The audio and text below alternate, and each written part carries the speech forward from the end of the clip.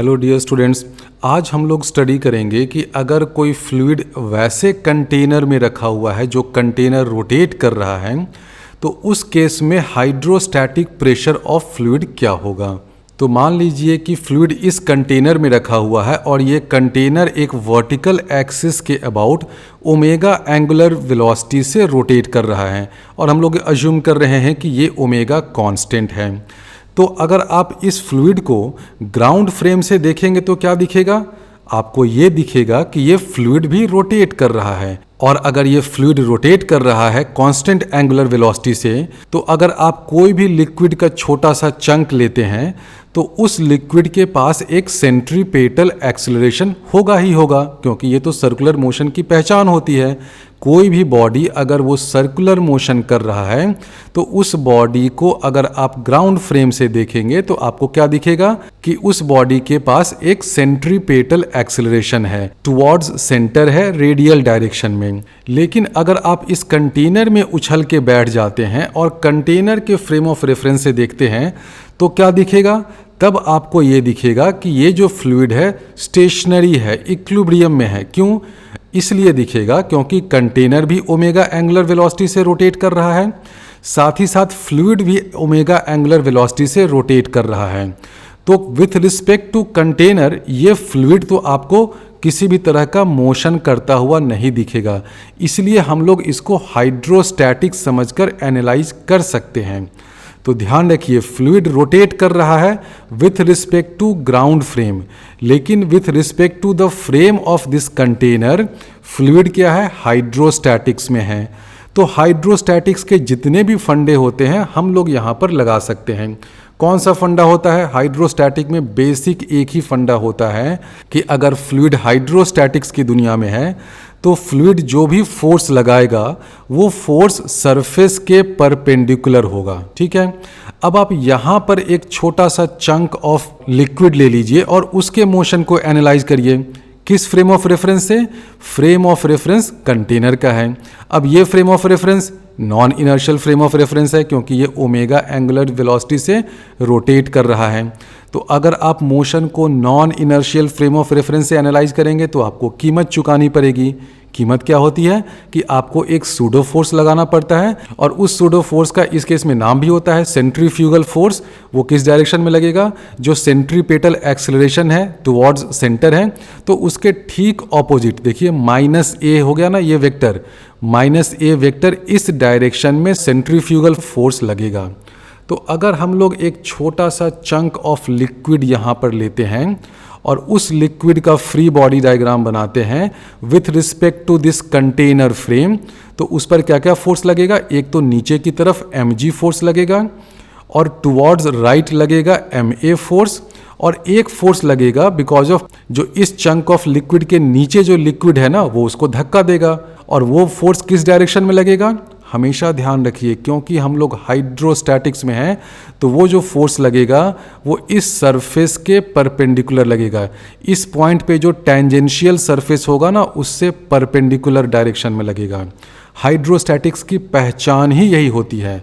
अभी पिछले पार्ट में जब हम लोग देख रहे थे कि लीनियर एक्सेलरेशन हो रहा था किसी कार का, टैंक का, कंटेनर का, तो उसमें भी आपने क्या देखा था?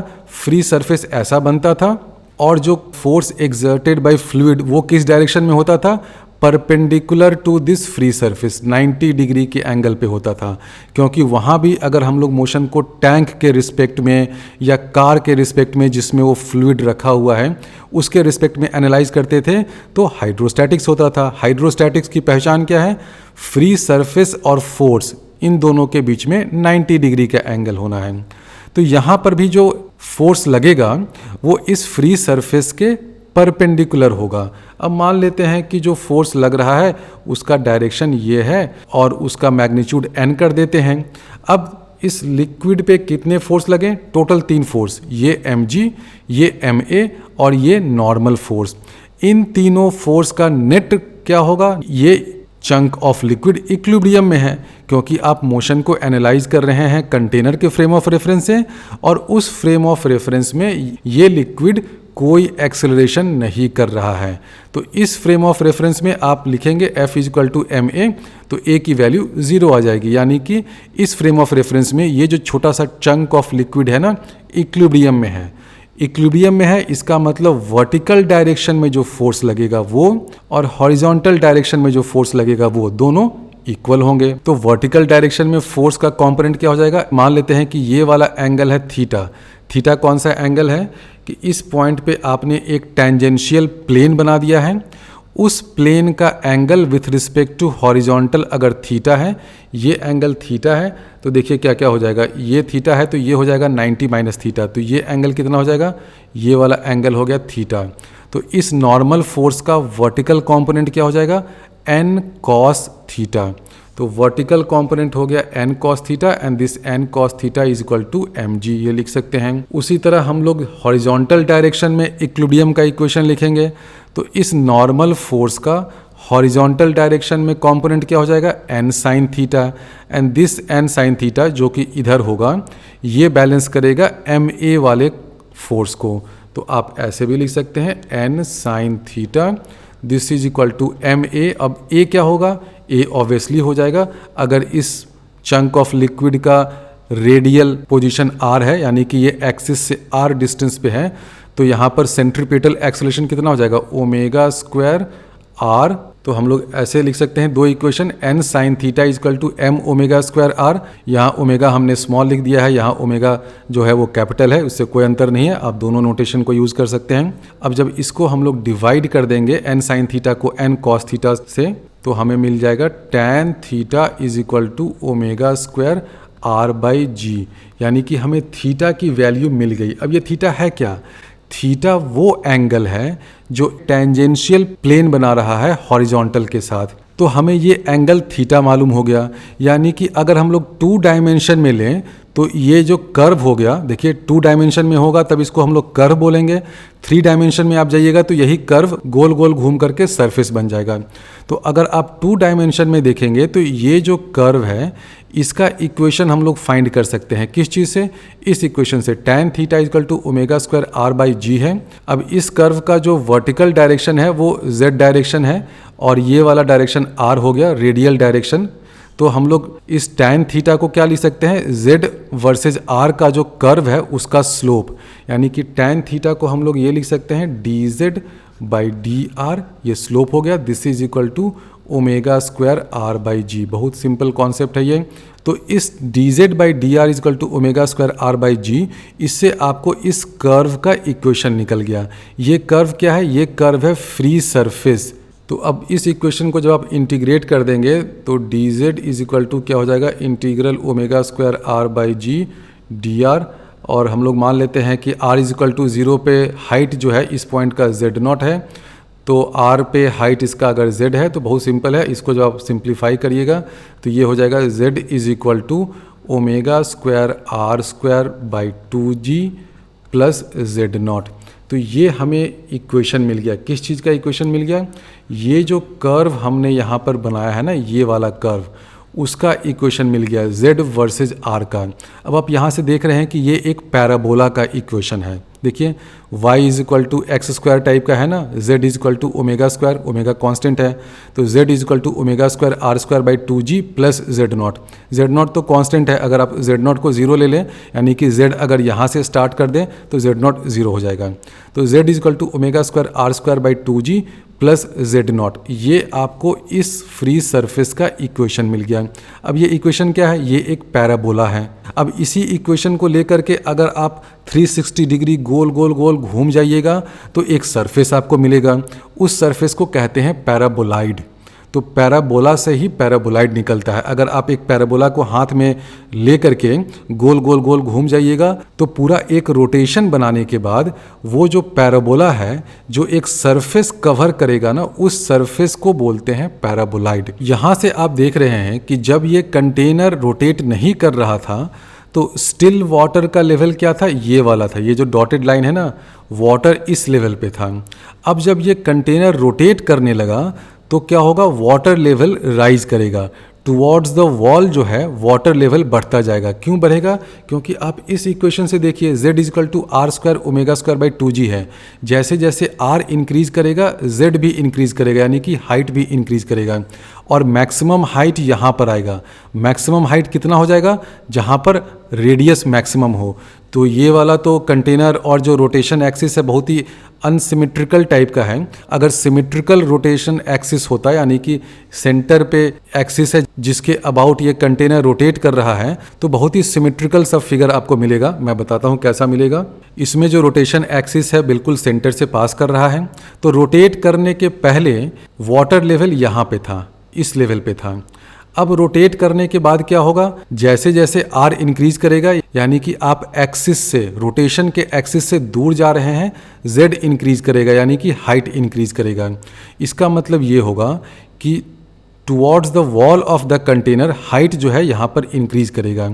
अब यहाँ पर वाटर लेवल का हाइट इंक्रीज करेगा तो नेचुरल सी बात है कि एक्सिस के पास वाटर लेवल डिक्रीज करेगा। तो ये ध्यान रखिएगा। बहुत से बच्चे ये कन्फ्यूजन कर देते हैं कि वो बोलते हैं कि अच्छा इनिशियल वाटर लेवल अगर ये था तो रोटेशन होने के बाद वाटर लेवल ऐसा कुछ हो जाए। नहीं, ये तो नहीं हो सकता है ना। अगर रोटेशन के बाद वाटर लेवल ऐसा हो जाएगा तो इसका मतलब क्या हो गया कि वाटर का वॉल्यूम इंक्रीज कर गया। वो तो हो नहीं सकता है। तो सिंपल सा लॉजिक ये कहता है ना कि इनिशियली देखिए अगर वाटर लेवल यहाँ पे था तो रोटेशन होने के कारण रोटेशन एक्सिस से दूर वाले जो एरिया हैं उसमें वाटर लेवल इंक्रीज करेगा। इसमें वाटर लेवल इंक्रीज करेगा तो कुछ एरिया में नेचुरली वाटर लेवल को डिक्रीज करना पड़ेगा। सिंपल सी बात है। और वाटर लेवल डिक्रीज करने के बाद जो मिनिमम वाटर लेवल होगा ना वो कहाँ पर होगा? रोटेशन एक्सिस के पास होगा। क्योंकि देखिए जब r इजकल टू 0 हो जाएगा रोटेशन एक्सिस पे, यहाँ पर आप r इजकल टू 0 कर दीजिए तो z की वैल्यू क्या हो जाएगी? z0 के बराबर, इसके बराबर हो जाएगी। यानी कि इस पॉइंट पे रोटेशन एक्सिस पे वाटर लेवल मिनिमम हो गया, यहाँ पर मिनिमम है।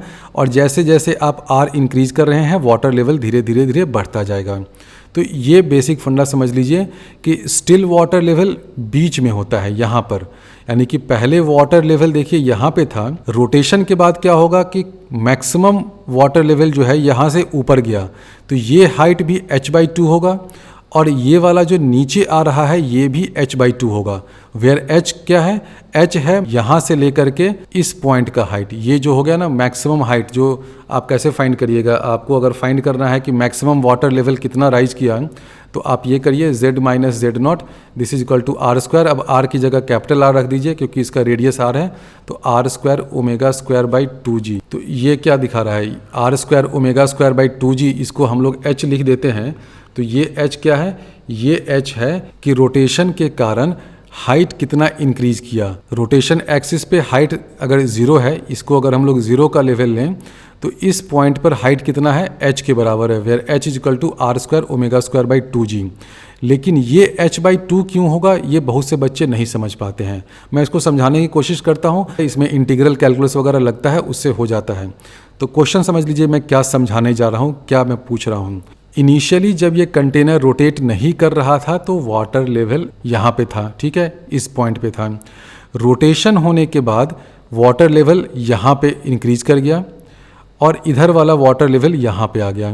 तो रोटेशन होने के बाद मिनिमम हाइट वाले पॉइंट पे वाटर लेवल h/2 से डिक्रीज करता है और मैक्सिमम हाइट वाले पॉइंट पे वाटर लेवल h/2 से इंक्रीज करता है। ये आधा आधा 50-50% का बंटवारा क्यों होता है? बहुत ही अच्छा पॉइंट है, मैं इसको समझाता हूँ। पहले मान लीजिए कि रोटेशन से पहले वाटर लेवल यहाँ तक था और रोटेशन के बाद वाटर लेवल ऐसे हो गया। तो रोटेशन के पहले और रोटेशन के बाद दोनों में ये वाला एरिया और ये वाला वॉल्यूम तो कॉमन है, ये तो कॉमन है, ठीक है। तो सारा खेल क्या हो रहा है? खेल ये हो रहा है कि पहले जो लिक्विड इसमें कंटेंट था, इस एरिया में, ग्रीन वाले एरिया में, रोटेशन होने के कारण वो इधर वाला थोड़ा ऊपर चला गया, इधर वाला थोड़ा नीचे चला गया। इसी लिक्विड का रीडिस्ट्रीब्यूशन हो रहा है। तो जो ग्रीन वाला वॉल्यूम है ना, ये जो ग्रीन वाला, वो वॉल्यूम कितना होगा सोचिए। ये जो कंटेनर है वो सर्कुलर क्रॉस सेक्शन एरिया का है, उसका एरिया है πr²। तो ये जो ग्रीन वाला एरिया है यानी कि रोटेशन से पहले ये वाला जो वॉल्यूम था वो कितना था?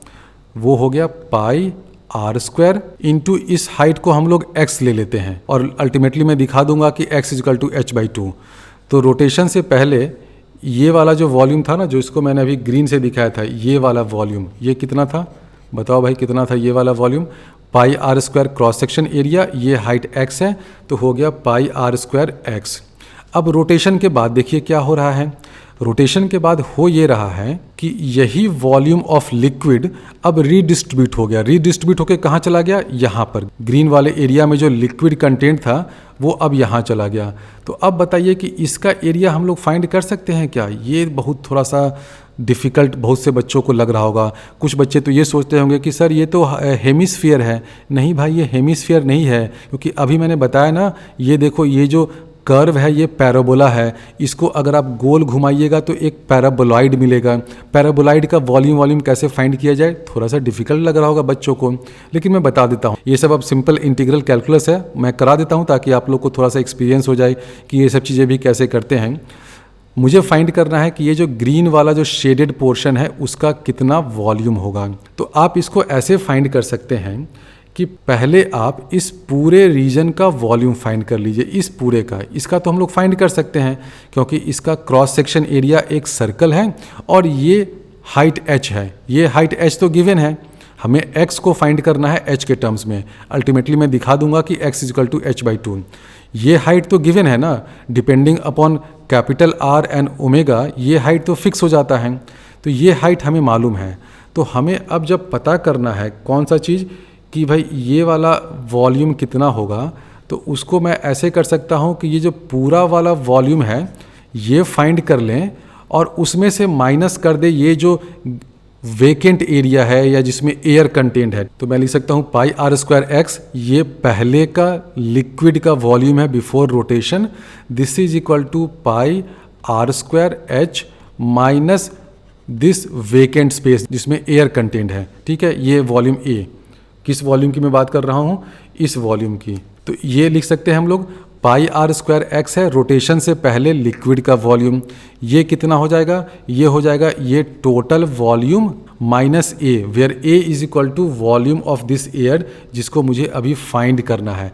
इस डायग्राम में लिखा हुआ है ऑलरेडी कि ये pi by two r square h है, लेकिन मैं अभी फाइंड कर दूंगा कि इसका वॉल्यूम कितना है। ठीक है, अब इस वेकेंट स्पेस का वॉल्यूम कैसे फाइंड किया जाए? इसका वॉल्यूम फाइंड करने के लिए आप किसी एक पर्टिकुलर रेडियस पे चले जाइए।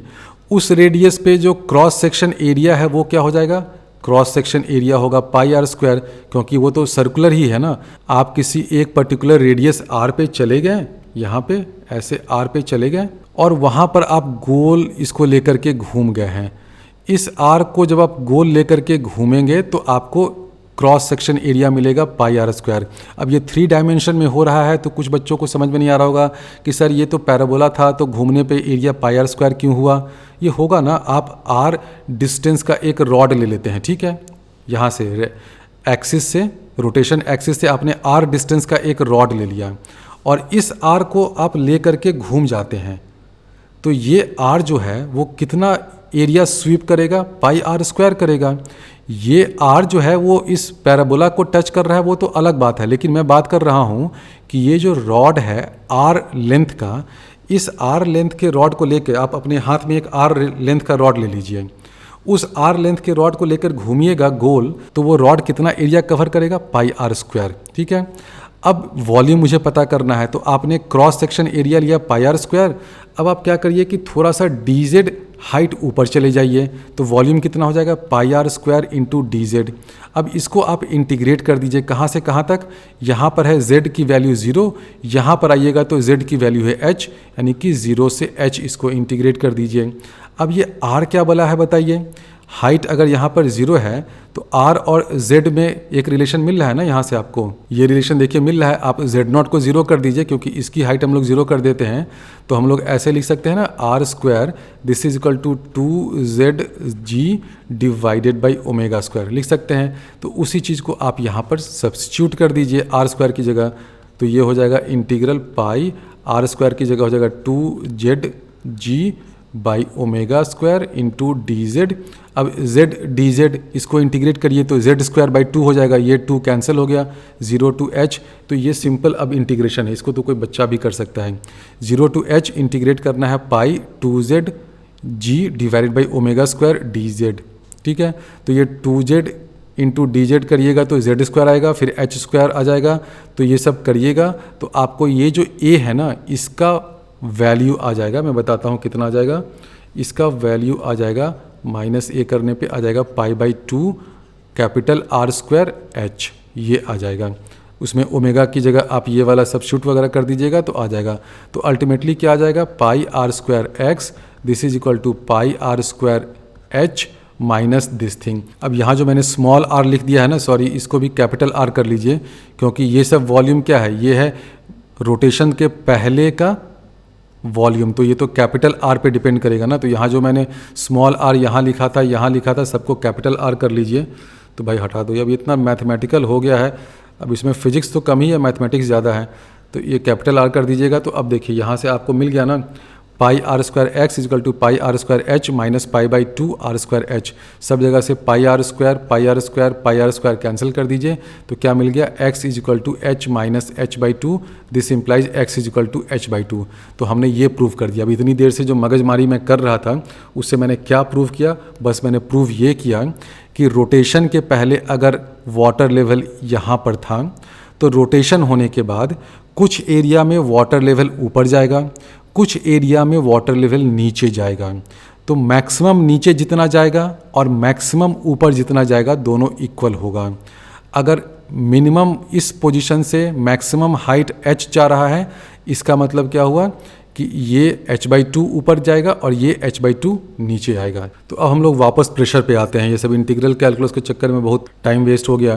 तो अब हम लोग पता करते हैं कि अगर ये लिक्विड ऐसे रोटेट कर रहा है तो इसमें कोई अगर एक आर्बिट्ररी पॉइंट हम लोग सपोज यहाँ पे ले लेते हैं जो इस लेवल से z डेप्थ नीचे है और एक्सिस ऑफ रोटेशन से r डिस्टेंस पे है, तो वहाँ पर प्रेशर कितना होगा। मान लेते हैं कि इस पॉइंट का जो प्रेशर है उसको हम लोग 0 एज्यूम कर लेते हैं, या नहीं भी करिए, मान लीजिए कि ये अगर O पॉइंट है और आपको पता करना है pressure at any arbitrary point A, तो आप लिख सकते हैं कि pressure at A this will be equal to pressure at O। उसके बाद आप देख रहे हैं कि अगर आप Z डिस्टेंस नीचे आ रहे हैं तो नीचे आने के कारण ऑब्वियसली प्रेशर इंक्रीज करता है, जैसे जैसे डेप्थ इंक्रीज करेगा प्रेशर इंक्रीज करेगा। तो आप ये लिख सकते हैं PA equal to PO plus ρg/z। तो डेप्थ इंक्रीज करने के कारण ये वाला टर्म आएगा। अब इसमें दूसरा भी एक टर्म आएगा, वो टर्म किसके कारण आएगा, ये जो पॉइंट है अगर रोटेशन एक्सिस से r डिस्टेंस पे है तो इसका प्रेशर रोटेशन के कारण भी बढ़ेगा। क्यों बढ़ेगा, क्योंकि रोटेशन के कारण इस पॉइंट का डेप्थ भी तो बढ़ रहा है। तो इस पॉइंट पर अगर आपको प्रेशर फाइंड करना है तो PA क्या हो जाएगा, pressure at this point O plus ρg/z, where z is depth of this point. ध्यान रखिए मैं डेप्थ की बात कर रहा हूँ। अगर आप कोई एक ऐसा पॉइंट ले लेते हैं जो यहाँ पर है, यानी कि इस पॉइंट से ऊपर है, तब यहाँ पर आपको माइनस करना पड़ेगा। तो प्लस होगा या माइनस होगा वो इस पर डिपेंड करता है कि ये जो पॉइंट है, नया पॉइंट, वो आपके रेफरेंस वाले पॉइंट से नीचे है या ऊपर है। दूसरा लेकिन जो टर्म है वो हमेशा प्लस होता है, क्योंकि ये रेफरेंस पॉइंट अगर आपने एक्सिस पे ले लिया है तो जो दूसरा पॉइंट होगा वो एक्सिस से थोड़ी दूरी पे ही होगा, और एक्सिस से जैसे ही आप r डिस्टेंस पे जाएंगे तो आपका प्रेशर बढ़ेगा because of rotation of this fluid या रोटेशन ऑफ दिस कंटेनर। बढ़ के कितना हो जाएगा, ये हो जाएगा ρ/2 ω² r²। अब ये क्यों होगा, इसको सोचिए समझिए देखिए क्यों होगा। ये पॉइंट जो है वो एक्सिस से r डिस्टेंस पे है। अब हम लोग जानते हैं कि एक्सिस से अगर आप r डिस्टेंस पे हैं तो इस रेफरेंस लेवल से हाइट कितना इंक्रीज करता है, आप इस इक्वेशन से देखिए। मान लेते हैं कि z0 की वैल्यू 0 है, इसको अगर 0 हाइट मान लीजिएगा तो कोई पॉइंट अगर r डिस्टेंस पे है फ्रॉम रोटेशन एक्सिस, तो रोटेशन के कारण हाइट कितना इंक्रीज कर रहा है, रोटेशन के कारण हाइट इंक्रीज कर रहा है r² ω²/2g, ये कर रहा है ना। This is increase in height because of rotation. अब हाइट अगर इतने से इंक्रीज किया, इसका मतलब लिक्विड कॉलम का लेंथ उतने से इंक्रीज किया। तो हाइट अगर इतने से इंक्रीज किया, इसका मतलब इस पॉइंट का depth from the free surface उतने से बढ़ेगा। यानी कि अगर कोई पॉइंट r डिस्टेंस पे हो तो r square omega square by 2g इस वैल्यू से उसका डेप्थ बढ़ जाता है। किसके कारण? रोटेशन के कारण। वो रहता उसी डेप्थ पे है, लेकिन होता क्या है कि जो फ्री सरफेस है ना वो थोड़ा रीअरेंज करता है, थोड़ा सा ऊपर चला गया तो उससे अब क्या हो रहा है कि ये जो पॉइंट है लगता है कि पानी में ज़्यादा नीचे डूबा हुआ है। सिंपल सा लॉजिक यही है। तो रोटेशन होने के कारण किसी भी पॉइंट का डेप्थ जो है वो इतने से इंक्रीज किया। डेप्थ इतने से इंक्रीज किया तो प्रेशर कितने से इंक्रीज करेगा? प्रेशर और डेप्थ में क्या रिलेशन होता है? रो जी एच का रिलेशन होता है। यानी कि इस हाइट को या इस डेप्थ को आप रो इंटू जी से मल्टीप्लाई कर दीजिए।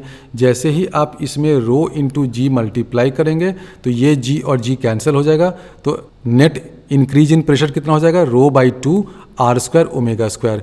तो ये जो रिलेशन आ गया ना, ये क्या बता रहा है? ये बता रहा है कि किसी एक आर्बिट्ररी पॉइंट पे जो z डेप्थ पे है और एक्सिस से r डिस्टेंस पे है, वहाँ पर प्रेशर ये होगा।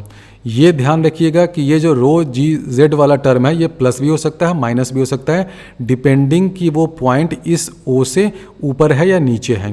लेकिन ये वाला टर्म तो हमेशा पॉजिटिव ही रहेगा। अब ये वाला टर्म इतना ही क्यों ऐड हुआ?